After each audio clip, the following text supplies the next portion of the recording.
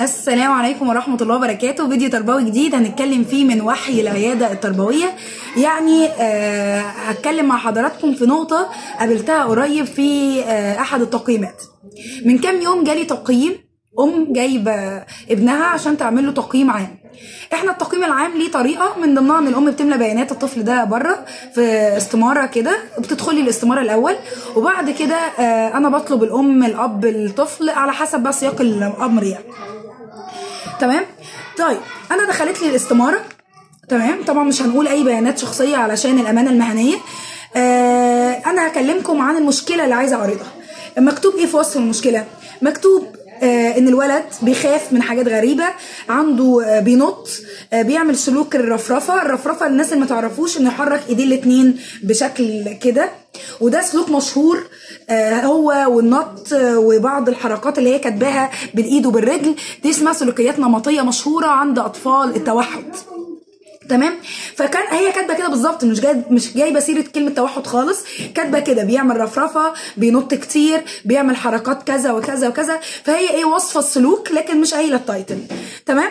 فللوهله الاولى قريت السطرين بتوع وصف المشكله. للوهله الاولى ده سلوكيات نمطيه لاطفال توحد، فالولد ده توحد ولا ايه؟ ابص على السن الاقي طفل عنده 9 سنين. 9 سنين ده كبير، يعني لو عنده توحد كان زمان الام دي عرفت، لعلها عندها انكار مثلا. معقوله انكار يغاد 9 سنين؟ التوحد بيظهر في السنه الثالثه من العمر، ولو هو توحد ما كانش ابدا هيديها فرصه ان هي تبقى مش عارفه يغاد 9 سنين، يعني اكيد هتعرف يعني.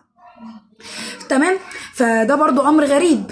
ابص بقى على المستوى الدراسي الاقي الولد مكتوب ان هو متفوق في مدرسه ايه، هو الاقي في مدرسه لانجوج موجوده حوالينا، يعني مدرسه لغات وهو متفوق. الكلام ده ما يجيش مع اطفال توحد خالص خالص. اجي ابص هو في سنه كام الاقيه برايمري 4 ولا ده. الكلام ده ما يركبش مع اطفال توحد، ما يركبش مناهج قويه جديده، ما يركبش مع طفل متفوق، ما يركبش مع السن ده انه يكون توحد. فقلت لهم لا، قبل ما عاده بيدخلوا لي الام والاب الاول وبعد كده بنعمل تقييم للطفل وبعد كده نرجع للاهل تاني. قلت لهم لا، دخلوا لي الولد. ادخل الولد، دخل، ازيك يا حبيبي عامل ايه؟ قال لي الحمد لله يا طنط بخير. عامل ايه، اخبارك، عامل ايه في المدرسه، كلمني عن اصحابك، كلمني عن دراستك، المواد، المذاكره، بتحب ايه، بتعمل ايه في النادي. ادردش مع الولد. ولد متحدث، عنده طلاقه لغويه عاليه جدا، تواصل بصري ممتاز، اداءاته المهاريه نفسها وهو بيستعرض وهو بيتكلم، البادي لانجوج بتاعته ممتازه.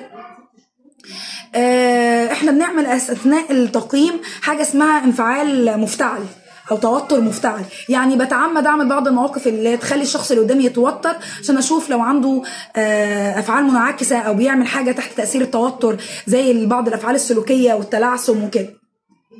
عملت كام تركه كده. الواد شويه بيعمل حركه برقبته، شويه بيعمل حركه بوشه وبايده، كده تميل جدا للاداء السلوكي.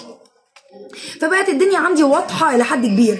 خليت الولد يروح للتقييم السلوكي. تمام. اخترت ان هو تقييم سلوكي مش مهاري بقى زي بتاع اطفال التوحد، تقييم سلوكي بنقيم فيه ادراكه للانفعالات واسقاطاته وشويه حاجات مهمه عشان اعرف الاداء السلوكي بتاع الطفل. وقعدت مع الام، خدت الهيستوري بتاع الطفل كله، كل بقى سلوكياته من يوم ما اتولد. تمام.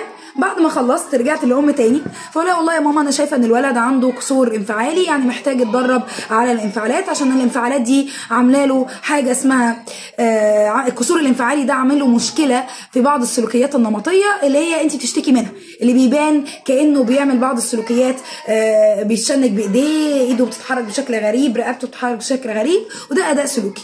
وباقي الحاجات التانيه ليها علاقه بانه ذكر، ولد يعني ذكر، وبياكل سكريات كتير، مواد حافظه بتاع، فبتخليه ايه، عفريت شويه، والذكور بتميل للعفرات الحركيه يعني. بس قعدت اشرح لها كل الكلام اللي يخص الولد وهنعمل ايه معاه في تعديل السلوك والخطه وكده. تمام. قالت لي بس.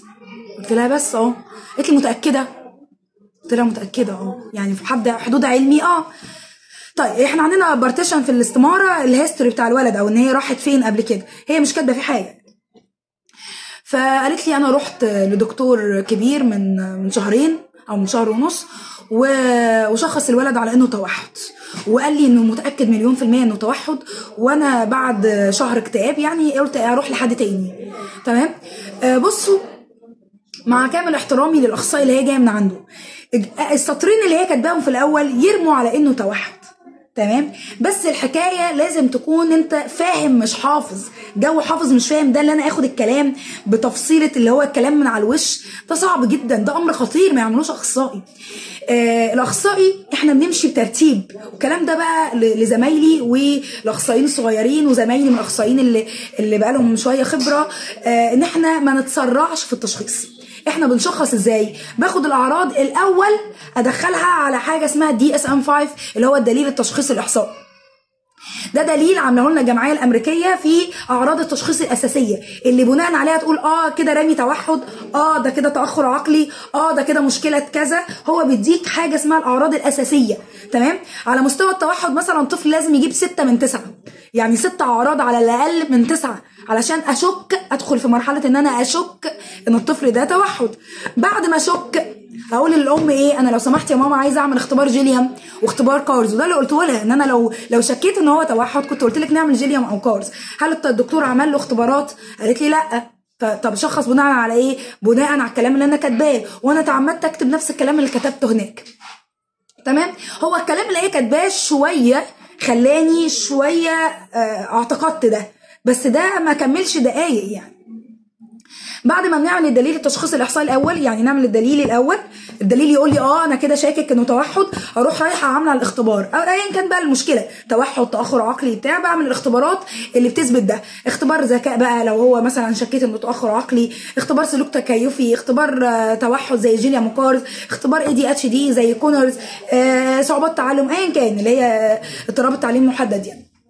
تمام، فبعد ما بشك من الدليل بروح اعمل اختبارات. تمام، يبقى انا كده معايا دراسه الحاله اللي عاملاها مع الام، بعد كده الاعراض بتاعه الدليل، بعد كده الاختبارات. تمام، بعد كده التقييم اللي انا عملته مع الطفل نفسه اللي هو التقييم سواء سلوكي او مهاري على حسب الحاله. كل ده اجمعه مع بعضه كده بقى، ده اسمه تشخيص. يعني مش فيش حاجه بتشخص، هو كل ده مع بعضه بيشخص. تمام، فان انت لازم تمشي بالترتيب ده، ما ينفعش تبقى اخصائي وتقع الوقعه دي. تمام، ما ينفعش تقول اصل الام اللي قالت. يا عم الام مش متخصصه، الام والاب ده رايحين لمتخصص عشان هو اللي يحلل الكلام، عشان هو اللي يتاكد ويتحرى من جوده الكلام. تمام، دي الرساله بتاعت الفيديو ده. لو سمحتم دي الخطوات، انت كأم تبقي عارفه ان الاخصائي بيمشي بالخطوات دي، وانت كاخصائي لو سمحت امشي بالخطوات دي، عشان دي الخطوات الرسميه ودي الخطوات الاكاديميه والعلميه الصح، بدل ما نضيع حياه اسره والاقي ام كانت في حاله اكتئاب كامله علشان هي كانت في حاله انكار مثلا.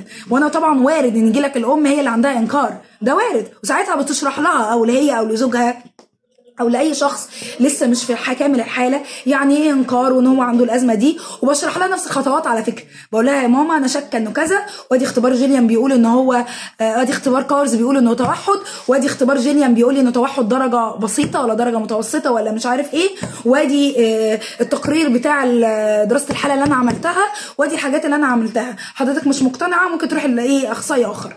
تمام، ده هدف الفيديو، وده اللي انا حبيت اقوله لكم قبل ما انسى. وغلاسه في ميس ايمان اللي كانت مصره ان انا ما اعملش الفيديو بالعبايه، وانا مش موديل اصلا يعني، علشان عادي يعني علاقتي بجمهوري اعمق من كده. احنا بتاع التربيه يعني، الكلام اللي انا قلته ده الكلام اللي انا قلته ده هيفرق ايه ان انا لابسه عبايه وان انا لابسه طقم شيك؟ انا مش فاهمه ايه المشكله، عامله لي حوار ليه؟ انا مش موديل يا حبيبتي يعني. بس كده، شكرا ليكم. ماجدة عمار، ما تنسوش تقولوا لنا رايكم في الفيديو في التعليقات، وتبعتوا لنا اي فيديو تربوي عايزين نتكلم فيه في رسائل الصفحه او على التعليقات، وتعملوا لايك للفيديو ولايك للفيسبوك بيج بتاعتنا وسبسكرايب لقناه اليوتيوب.